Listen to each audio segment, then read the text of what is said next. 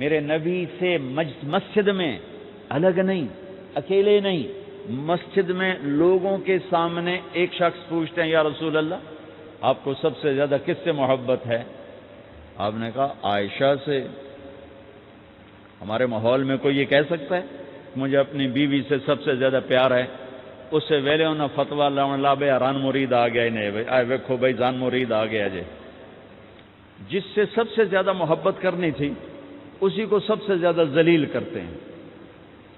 دیکھو سب سے اہم رشتہ، میری بات غور سے سننا چونکہ ہمارا معاشرہ اس کو شاید ہضم نہ کر سکے تو آپ بھی نہیں کر سکیں گے، سب سے اہم رشتہ خامد اور بیوی ہے، سب سے مقدس رشتہ ماں باپ، سب سے مقدس رشتہ ماں باپ، لیکن سب سے بنیادی رشتہ خامد اور بیوی ہے۔ اللہ نے پہلا رشتہ جو دھرتی پہ قائم کیا وہ ایز اے ماں باپ نہیں، ایز اے خامد اور بیوی۔ آدم کو خامد بنایا، حوا کو بیوی بنایا، پھر انہی کو ماں باپ بنایا، انہی کو دادا دادی بنایا، انہی کو نانا نانی بنایا، انہی کو ساس اور سسر بنایا۔ سارے رشتے خامد اور بیوی سے جنم لیتے ہیں، آگے یہی دو رشتے روپ بدلتے ہیں۔ خامد اور بیوی کا رشتہ سب سے بنیادی ہے، سب سے اہم ہے، سب سے بڑا ہے، اور سب سے پہلا ہے اور سب سے آخری ہے۔ پہلا رشتہ بھی خامد اور بیوی کا قائم ہوا، اور دنیا میں بھی آخری رشتہ خامد بیوی رہ جاتا ہے۔ پتران دی شادی ہو گئی، دھیان دی بھی شادی ہو گئی، بڈھا بڈھی کلے بیٹھے۔ ہمارے دیس کی کہانی کیا میرے گھر کی کہانی؟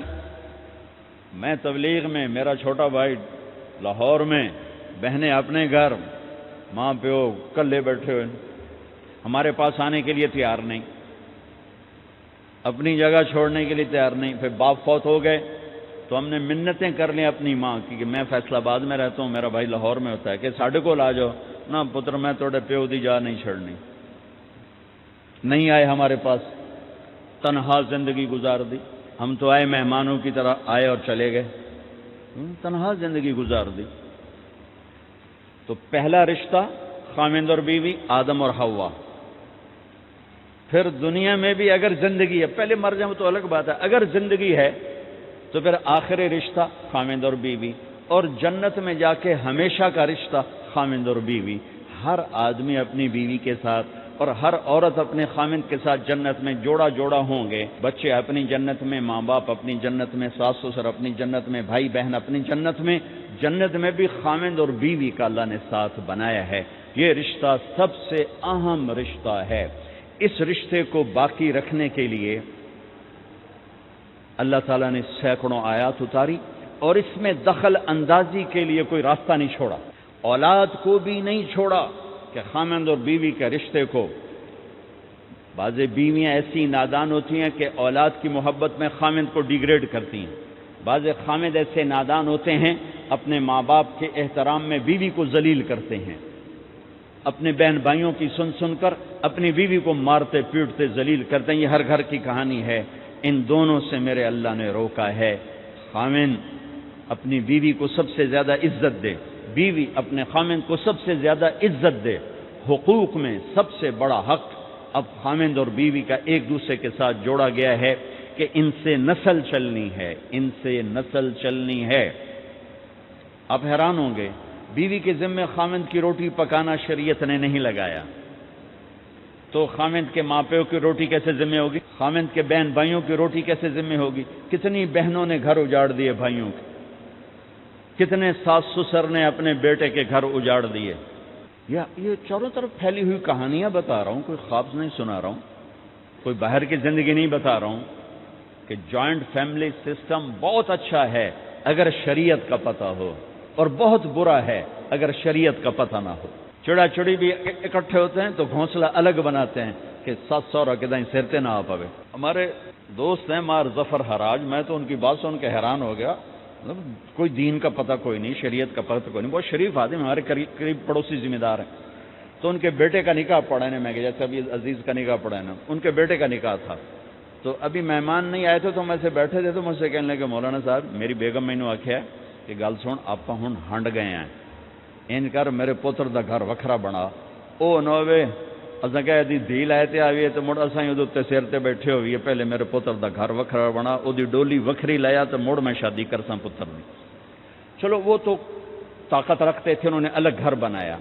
شریعت نے یہ عورت آنے والی لڑکی کا حق رکھا ہے کہ اگر خاوند کے پاس طاقت ہے تو اس کو الگ گھر دے۔ اگر وہ ڈیمانڈ کرے کہ آپ مجھے الگ گھر لے کر دیں تو یہ ماں باپ کی نافرمانی نہیں، یہ حق تلفی نہیں، اس آنے والی کا حق ہے کہ اس نے تیری نسل کو سنبھالنا ہے۔ اگر یہ ساس کے بھی سنیں، سسر کے بھی سنیں، نندوں کے بھی سنیں، دیور کے بھی سنیں، پھر تیری بھی سنیں، تو یہ تو پاگل ہے، یہ بچے کہاں سے پالے گی؟ یہ بچوں کی تربیت کب کرے گی؟ یہ تو دن کو روئے گی کہ سس ہے آکھے، رات کو روئے گی سو رہے آکھے، اگلے دن آکھے گی میں نے تو تیری بہن ہے آکھے ہے۔ تو اس کو تو بچے پالنے کا وقت ہی نہیں۔ ہماری نسل کیوں برباد ہو گئی کہ ماؤں نے اپنی ڈیوٹی چھوڑ دی ہے۔ 3 سال کا بچہ سکول میں ڈالنے لے بلا سکول والوں کیڑی فکر ہے، انہوں نے پیسے لے کے انہوں کھڈاونا۔